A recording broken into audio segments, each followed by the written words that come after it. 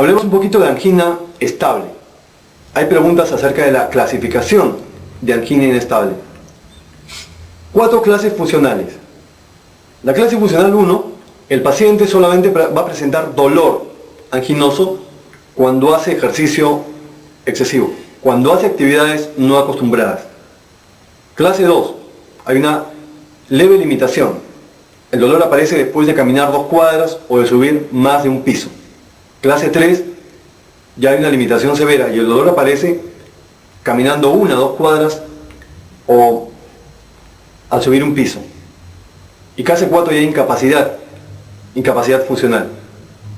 Puede aparecer el dolor frente a un mínimo esfuerzo. Sobre cardiopatía isquémica tomada de otra fuente. Marque lo verdadero. Veamos una por una. La angina estable, clase funcional 3, es cuando se presenta al caminar 5 cuadras. Hemos visto que esto es clase 2.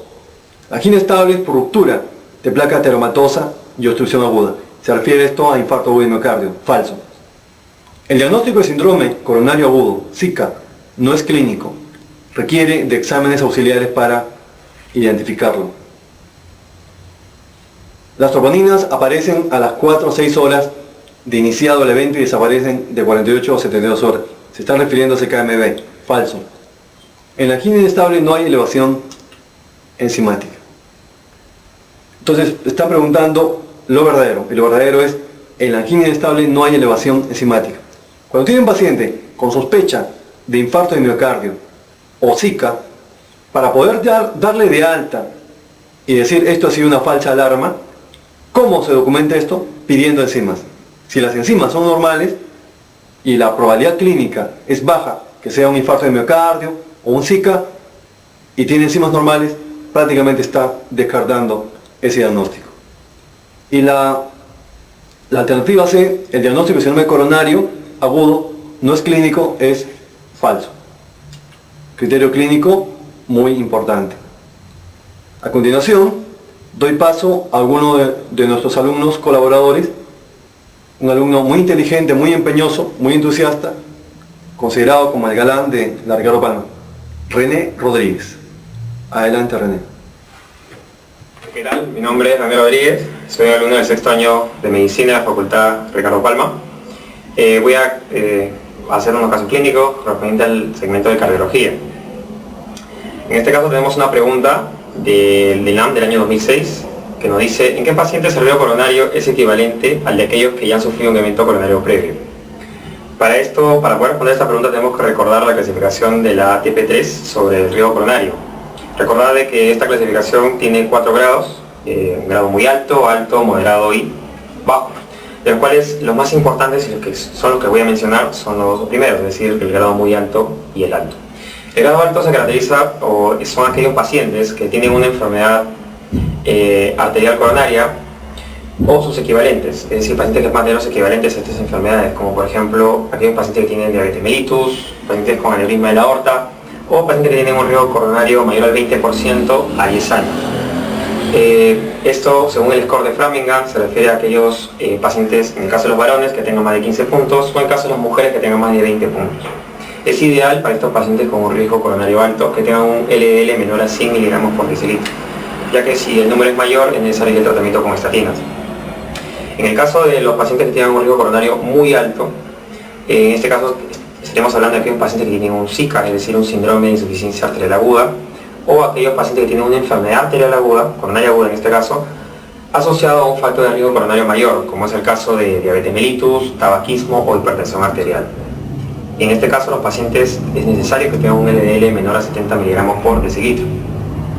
Y si es mayor, obviamente, como les había dicho en el caso anterior, si el número es mayor de 70 miligramos por decilitro, es necesario el tratamiento también con estatinas. Para el caso de la pregunta, nos dicen cuál es el equivalente, o en qué pacientes el riesgo coronario es equivalente a aquellos que ya han sufrido un evento coronario previo.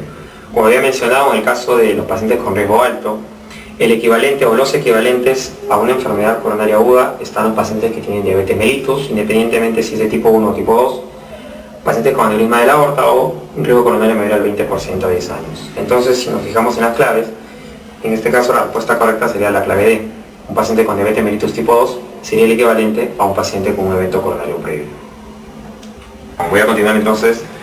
Ahora tenemos una pregunta del ENAN del año 2007. Nos presenta un caso de un varón de mediana edad que presenta un dolor retroesternal súbito e intenso de 6 horas de evolución. Si tenemos un caso clínico de un varón de mediana edad, como les mencionaba, que presenta un dolor característico retroesternal y que tiene estas horas de evolución, 6 horas exactamente, deberíamos pensar en primer lugar que se trata de una oclusión arterial aguda, es decir, un probable infarto agudo de miocardio. Para poder corroborar, es decir, para saber si realmente este diagnóstico es correcto o no, tenemos que pedir un examen que se denomina el electrocardiograma, que ya todos conocemos. En el electrocardiograma, es decir, el EKG, debemos ver 3 patrones. El primero es el de lesión, que se verifica o lo vamos a visualizar con el segmento ST, que puede estar supradesnivelado o infradesnivelado. Si el segmento ST está supradesnivelado, estaríamos hablando de una lesión o injuria de tipo subepicárdica. Si tenemos el segmento ST infradesnivelado, estaríamos hablando de una injuria o lesión de tipo subendocárdica. Es el primer patrón. El segundo es el patrón de isquemia, que lo vamos a evidenciar con la presencia de la onda T. Si la onda T es alta, positiva, alta y simétrica, estaríamos hablando de una isquemia de tipo subendocárdica. Sin embargo, si tenemos una onda T negativa, profunda y simétrica, estaríamos hablando de una isquemia de tipo subepicárdica, es decir, la que se corresponde con el segmento ST elevado. Y lo último, y creo que lo más importante, es la presencia de necrosis miocárdica, que se evidencia en el electrocardiograma con la onda Q. Es necesario diferenciar la onda Q normal de la onda Q patológica. Una onda Q patológica se define como aquella onda Q que es mayor del 20% de la amplitud del complejo QRS. Es necesario también mencionar de que el segmento ST suele desaparecer más o menos a los 3 o 5 días después de comenzar el evento. La onda T suele desaparecer a los meses, incluso hasta 1 o 2 años después, y la onda Q se encuentra presente durante toda la vida. En el caso de este paciente vemos que en el electrocardiograma se evidencia una onda Q y un segmento ST elevado en las derivadas 2, 3 y AB.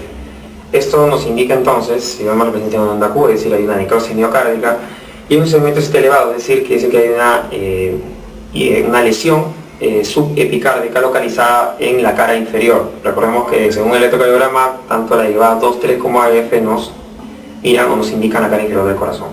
La pregunta entonces es, ¿cuál es el diagnóstico y qué fármaco se usaría? Entonces, el diagnóstico, como lo vemos en la clave, es un infarto de miocardio. Ahora, la pregunta es, ¿cuál es el tratamiento? Como sabemos, si estamos ante un paciente que tiene un infarto de miocardio con elevación de ST, o bien tenemos un paciente con un bloqueo de rama izquierda, el tratamiento de elección son los trombolíticos. Los trombolíticos se utilizan sobre todo desde las 6 horas, de las primeras 6 horas presentado el evento hasta máximo 12 horas. Si pasaran las 12 horas del evento isquémico, ya es necesario realizar una angioplastía. En este caso, el trombolítico de elección es el activador tisular del plasminógeno tisular, el TPA. Y entonces, corroborando y haciendo unidad clínica, entonces la respuesta sería la clave, es un infarto de miocardio, y el tratamiento a usar sería un trombolítico. Si la comparamos con la clave B, donde también tenemos como respuesta infarto de miocardio, pero tenemos una diferencia que nos ponen como el tratamiento de la heparina.